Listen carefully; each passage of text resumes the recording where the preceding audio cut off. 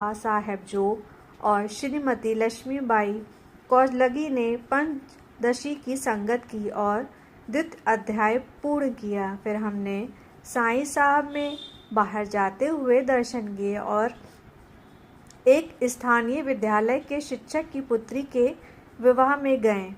उसका घर छोटा है और यहाँ के लोगों ने उसे मंडप लगाने देने की सुविधा नहीं दी है, अतः हम चावड़ी में फकीर बाबा के साथ चिलम पीते बैठे।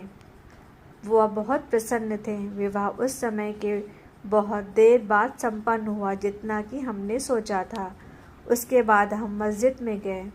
साईं साहब आनंदित भाव में थे और दोपहर की आरती रोजाना की तरह पूर्ण हुई। उसके पश्चात हम लौटे और दोपहर के भोजन किया। मेरी पत्नी भीष्म और बंधु ने एकादशी का व्रत रखा था। मैं कुछ देर लेट गया और फिर बैठकर पढ़ने लगा। श्रीमान दीक्षित दोपहर के भोजन के बाद हमेशा की तरह मस्जिद में गए और साईं महाराज ने उन्हें कुछ देर आराम करने को कहा, अतः वह लौटे और लेट गए और लगभग शाम के 5 बजे तक नहीं उठे। हमें परमामृत की संगत दादा केलकर के लाभ के लिए शुरू कर देनी चाहिए थी, परंतु उन्हें किसी बहुत ज़रूरी काम से बाहर जाना था, अतः दीक्षित ने रामायण पढ़ी और फिर हम मस्जिद गए।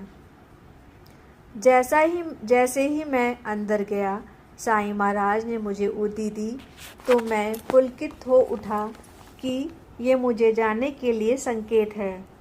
इस पर वे बोले, तुम्हें जाने के लिए कौन कहता है, बैठ जाओ। उसके बाद वे आनंदित होकर बात करने बैठे कि जो गाय अभी दीक्षित के पास है वे मूल रूप से मलसापति की थी, फिर वह औरंगाबाद गई, फिर जलाना और अब श्री दीक्षित की संपत्ति बनकर लौट आई है। भगवान जाने ये किसकी संपत्ति है। मेरी तरफ उन्होंने देखते हुए कहा, ऐसा कोई भी नहीं है जिसका ईश्वर पर विश्वास हो और उसे किसी चीज़ की कमी हो। मेरी पत्नी और अन्य लोग वहाँ थे। हम सब ने शाम को शहर पर उनके दर्शन किए, फिर वाड़ा में आरती हुई और बाद में शेज आरती। रात को भीष्म ने भजन किए और श्री दीक्षित ने रामायण पढ़ी। आज साईं बाबा ने दोपहर की आरती और शेज आरती दोनों के बाद विशेषकर मुझे मेरे नाम से बुलाकर वाड़ा जाने के लिए कहा। जय साईं राम।